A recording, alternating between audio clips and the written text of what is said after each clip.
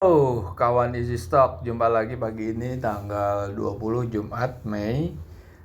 Kita lihat indeks mulai naik. Kita akan bahas lagi lewat aplikasi Easy Stock saham-saham yang direkomendasi. Easy Stock mengikuti formulasi dari gurunya Warren Buffett, Benjamin Graham, pengarang buku Legendary Security Analysis yang terbit sekitar tahun 30-40-an dan sampai sekarang tetap dijadikan buku pegangan atau buku sucinya value investor. Easy Stock betul-betul berkiblat kepada value investor atau berkiblat kepada suatu hal yang bisa dihitung secara kuantitatif. Oke, kita lihat saham apa yang sekarang ini lagi apakah punya peluang. Tuh di bawah tuh kelihatan bahwa indeks itu naik sekitar 1,67 ya. Nah, kita lihat saham-saham yang loser yang volumenya tinggi, kita mau lihat ini sebetulnya punya peluang nggak. Itu ada WiFi ya, WiFi turun 6,84% dengan volume 1,3,8 1,4 juta ya. Kita lihat. Nah, kita coba dulu akses dulu Easy Stock, masuk ke Google Play Store, ketik Easy Stock, ada lingkaran merah hijau, terus kita open di situ. Sebelum kita open, kita download dan kita pelajari dulu, kita review dulu di sini. Ada tutorial video, ada tutorial naratifnya ya. Oke, kita open. Nah, tampilan Easy Stock akan seperti ini. Dan ini hanya bisa diakses Indonesia aja, bendera Indonesia, klik bendera Indonesia, dan ini ada 788 saham yang Anda bisa akses secara free of charge gitu. Kita lihat saham WiFi. Oke, WiFi. Nah, di panel ini kita lihat closing price yang paling bawah tuh ya, 380. Nah, high-nya itu adalah nilai wajarnya. Nilai wajarnya negatif. Kok bisa negatif? Ya bisa. Karena kalau harga saham kan nggak mungkin negatif.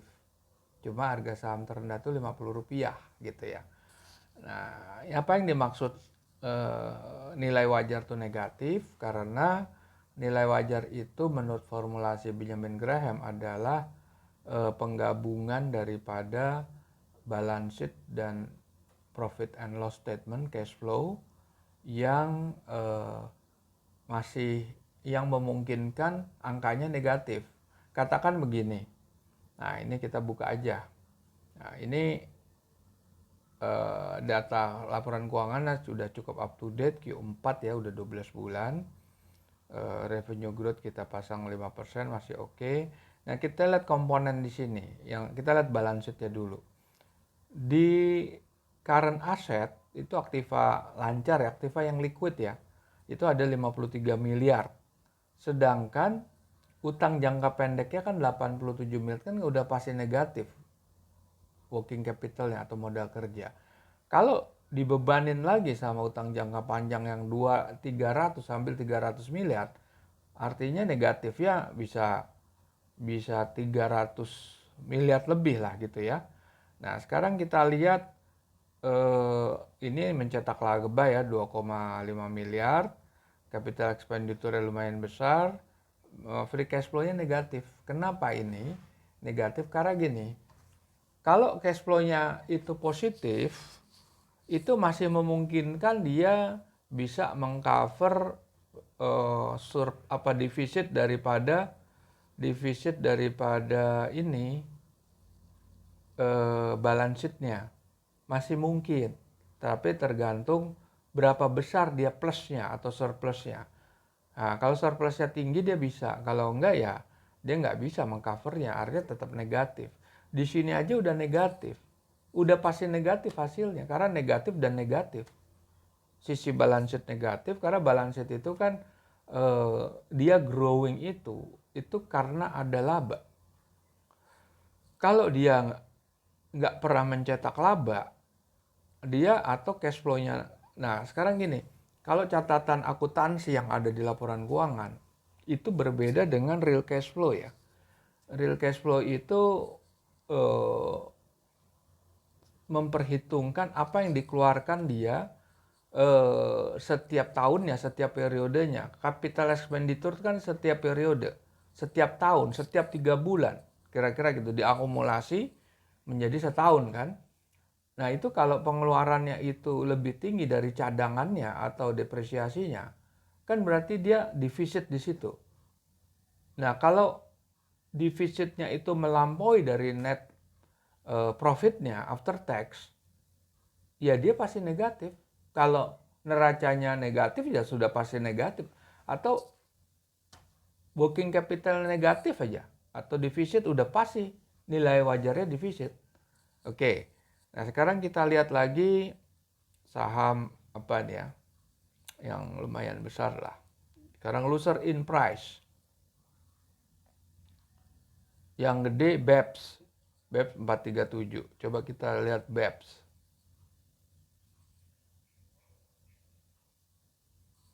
Bertahan berkah. Nah ini closing price-nya 5.100. Valuasinya cuma 25-26 perak. Nah kita buka. Laporan keuangan udah up to date. Nah kita lihat di sini. Net current assetnya 120. Ya kan? Ini sebetulnya bisa, ini positif ini.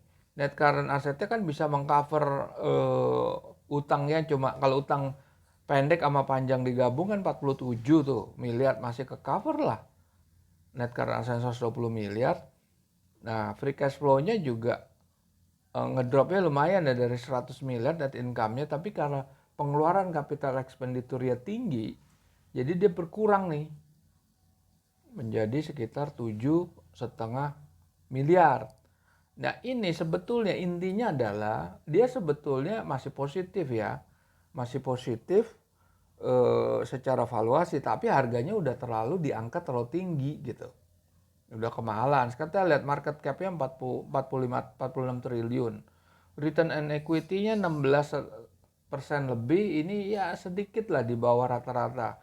Benchmark kita 17 ya, masih oke lah. Profit marginnya nih di atas rata-rata, bisa sampai 24. Debt equity-nya bagus banget di bawah 1. Tetapi kenapa harga segini? Ya ini balik lagi, ini kan supply and demand ya. Supply and demand di mana pasar itu tidak begitu tertarik sama bisnis. Jadi bisnisnya apa coba company profile? Real estate ya, real estate, tapi skalanya apa? Skala kecil. Ini kan bukan skala besar, orang asetnya masih 120 miliar, net current asetnya ya 120 miliar, equity-nya nggak sampai 1 triliun. Ini sebetulnya tergolong kecil. Nah yang jelas sih sebetulnya harga pasarnya terlalu tinggi diangkatnya gitu. Nah oke, sekarang kita lihat lagi news ya, ada news nih sebetulnya. Oke, apa yang direkomendasi hari ini? Nah, ada newsnya nih. Oke. Nah, ini yang direkomendasinya Ali, GGRM, Akra. Kita pilih apa? Saham ASII.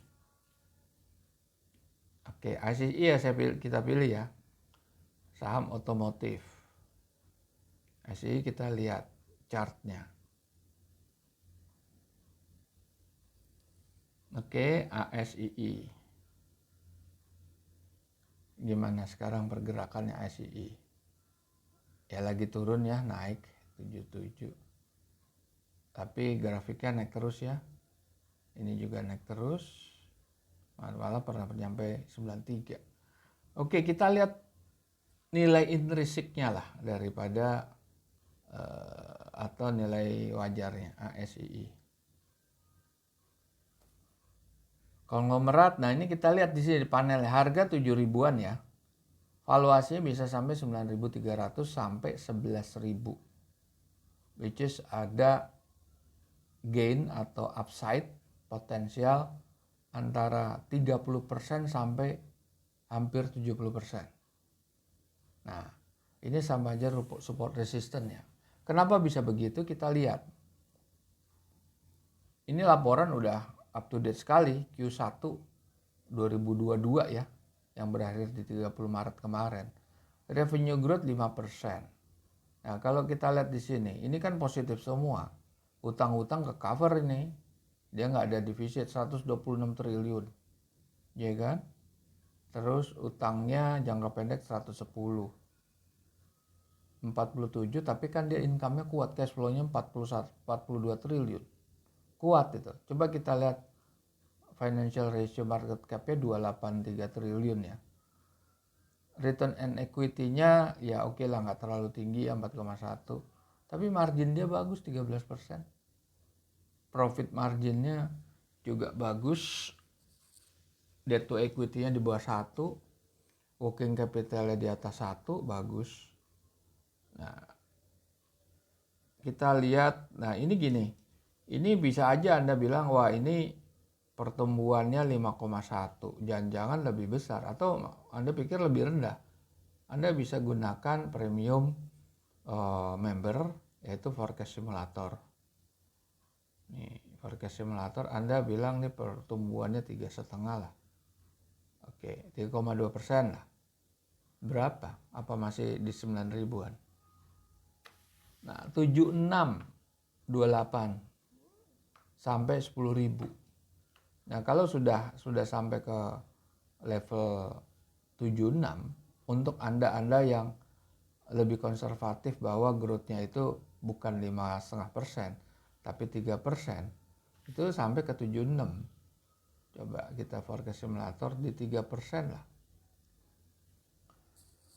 Oke, 3% ya sampai 74 ya. Masih tinggi ya 3%, kecuali dia masuk ke berapa? 2%. 1,5. Masa sih Astra nembus 1,5% atau rendah? Nggak ada upside di sisi level bawahnya, low-nya gitu. Oke, para pemirsa, sekian dulu. Anda bisa download Easy Stock di Google Play Store, dan nanti kita bisa Anda bisa coba-coba. Ada 788, dan kalau Anda mau premium tinggal kontak di customer service untuk di-upgrade ke premium. Terima kasih.